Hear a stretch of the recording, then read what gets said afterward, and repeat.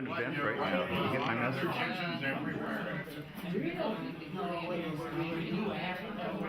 Eager to be a beatnik and bohemian. Spent a lot of time at the Scholar, the East Hennepin Bar, the Mixers Bar. In '62, graduated, went to Berkeley. My goal of becoming a scholar of Middle English was turned by the psychedelic drugs toward Zen. Came back to Minnesota, did a doctorate, was involved with the Zen Center. A doctorate in Zen? In American Studies, actually, but looking at religion. And taught for many years at Minneapolis Community College, and then retired 12 years ago and began teaching meditation for the Center for Spirituality and Healing at the university. So lots of, my whole life connected with Dinkytown, the university, and the scene here. I came to Minneapolis in the fall of '48 and took an interdepartmental major and just sort of hung around the scene. Most people in this room have done. That's about all there is. I'm Phyllis Patalis, and I went to the University of Minnesota where I met Lois Holton, and I was the founding member of Minnesota Dance Theater, which was above Campus Cleaners, and I lived above that. We called it the Playhouse. We called it Contemporary Dance Playhouse when we started, before we named it Minnesota Dance. And I went to the university, hung out in Dinkytown, and danced. And that's my story. I guess dance was my main thing. And although I graduated from the university, I didn't do anything other than dance. A lot of people wandered up to our tree house above the playhouse, and people like Joe Paddock, the poet, and all kinds of characters, to tell the truth. I can't remember all their names, but I'm sure I knew some of you back then. Where was Campus Cleaners? Across the street from the varsity, right across the street. And Eddie Feline lived above the varsity. And we lived right directly across from him. And we didn't look in his windows, and he didn't look at it ours. Oh, no, that's not what he told me. Oh, he was married to a woman, Marcia? who always wore black. Was she real tall? I don't remember her name. I don't remember her at all. All I remember is she always wore black. My name is Cal Appleby, and in some ways I kind of parallel Eric's exploration into the beatnik realm and the hippie realm, and I came up here from a small town in Ohio to go to school, University of Minnesota, and I actually fell in love with the bars when I first came up here. So I did a hefty amount of drinking, mostly on the West Bank. Later I taught at the U, I taught at Augsburg, and so I've wandered around all of these areas ever since I came here in '58. So I met Lori some time back, and I'll turn it over to Lori. And then he became a chemical dependency counselor. Counselor, yeah, that's an irony. And also worked in prisons. I did a lot of meditation work and teaching yoga in Minnesota prisons, and started a volunteer program there that's still going on to this day. So, Lori? Well, I'm here kind of representing Bill Savrin because he is saving his energy for tomorrow, the big event. So he sends his regards. And my food he contributed to it too. So I came here from high school in St. Louis Park in 1962 and immediately fell in love with Dinkytown and hung out there. And then, of course, Bill had the bookstore when we were married, so we had a small bookstore over here with Marley Rusoff, and I'm still here. And I still practice law. I became a lawyer later on and still practice law.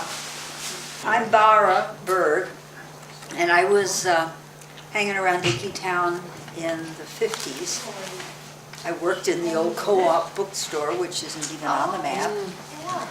And I'm trying to remember, there was a Cleaners that was down on the other side of Gordon's Bakery. The tub. Oh, the tub. But I don't think it was called the Tub, no, it was a dry cleaner. That was across the street from, No, there was one on the same yeah, side as Gordon's Bakery. Well, the tub also did dry cleaning. So maybe, maybe, Yeah, they did. Yeah, That that's might be- right, they did. yeah. does And the anybody scholar was ever, there. does anybody remember living in Dinkytown and waking up in the morning and you would smell the linseed factory or the paint factory, you'd smell that linseed, and then you'd smell baking coming from Gordon's.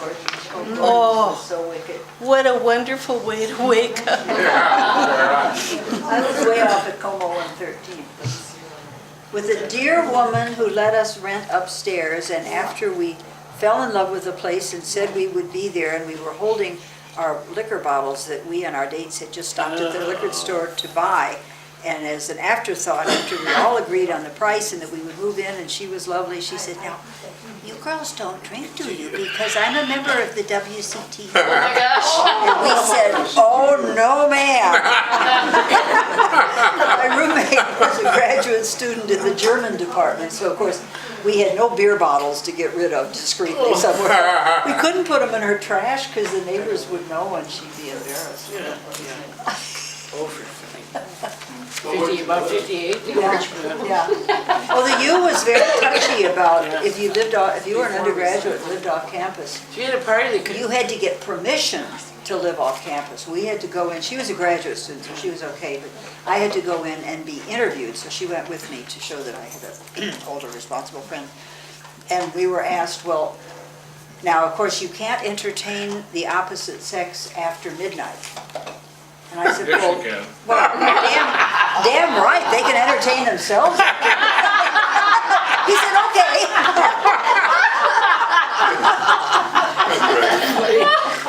If we haven't been entertained by midnight, it's too late.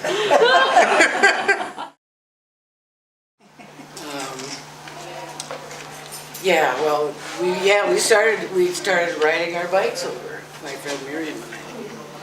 And, I don't remember when it was, we saw Kerner sitting in the window, and we thought, well, that's what we want to do too, let's have some fun. You saw him We sitting in the window of We, the Scholar. of the Scholar, Of the yeah, Scholar. Kennicott Scholar. The magnet. In this picture. And Dave Lee Oh, yeah. and Bob Fishman, partners. This was when you were in high school? Yeah, yeah. So were you loyal after you finished high school, or did you take off and disappear? I went to Denver Oh, for a while, and then came back and back out there again, and then went on to LA. But I came back, and the Scholar changed hands many times. I wish Red was here to tell the lineage of the Scholar. We had so much fun singing and playing on rooftops and things. And where did you live when you lived in Dinkytown? Over, which was Bernard Prince, where Goldie is now. The old Mama D's wasn't even there yet. oh, it came later. And mine was near that sign that blinked, well, blinked then On anyway, Fifth Street? on 4th. And what did they say on Fourth Street? And, 4th and 14th is the corner, but the door was up on 4th. And $22 a month. That was pricey. My parents didn't even know I had that room. And I wasn't always there, so then if somebody didn't have a place to stay. It was, it was there to, it's kind of an adventure. I came here in 1970, and I edited the Northstone Review, a literary magazine, off and on for 30 years. But this evening, for the first time, I met Nora Hall, who I think has a much more interesting story than I do. Thanks, Jim. To be continued, yeah. Okay. Ed? I'm a fan of the books, the music, and the food of Dinkytown since about 1970. And I have wonderful memories of the Tokyo, which I am convinced is a portal. I'm still looking for it. My wife is Kristen, the wonderful bookseller for 38 years, I think. So I'm Kristen, that's my main claim to fame, is I wasn't here in the 60s, I wasn't here until 1976.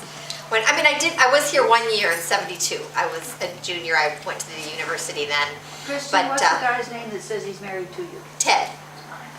Did you not say it? He didn't say his name. Ted Tollefson. Rev Ted. And so I've been at the Book House in Dinkytown since 1976.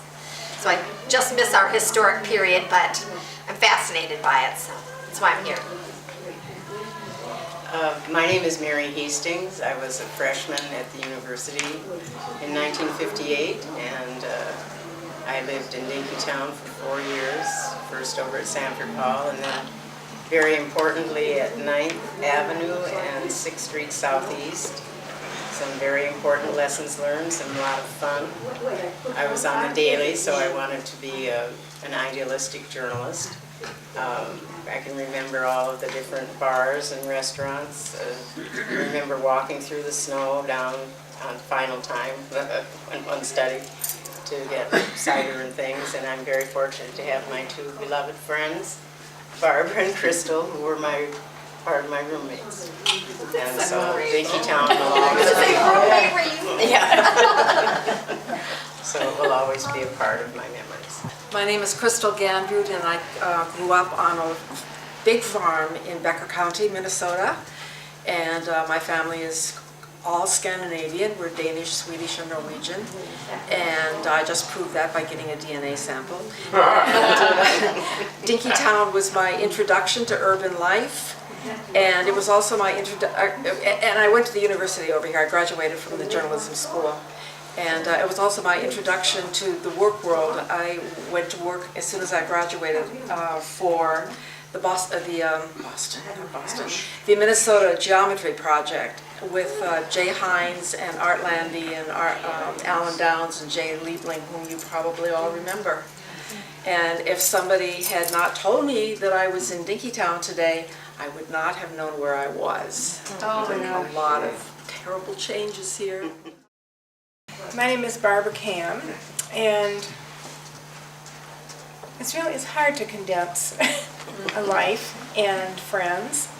I lived at 615 9th Avenue with Crystal and Mary, and it was a wonderful time. And you know, they talk about wanting people to be walking now. Well, we had things to walk to. We had grocery stores, dry cleaners, and bakeries, and it was very fun. Dinkytown was so quaint and so really delightful. And I had a lot of friends who lived above Bonner Prince, and I spent a lot of time there hanging out with a lot of different people.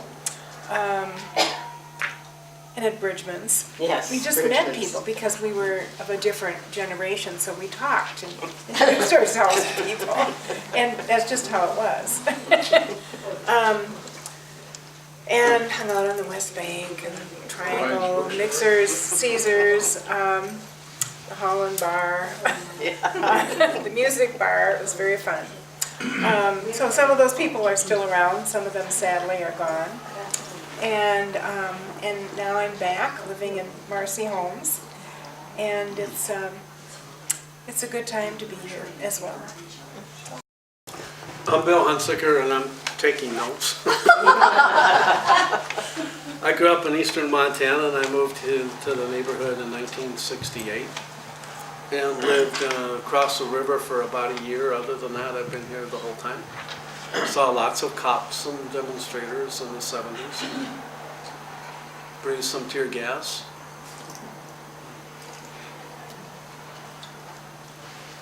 Do you remember the Red Barn incident? Yeah, I was not much a part of that. I can't remember, what was the name of the restaurant that was there that they tore down? Oh, People started living in there and the police cleared them out.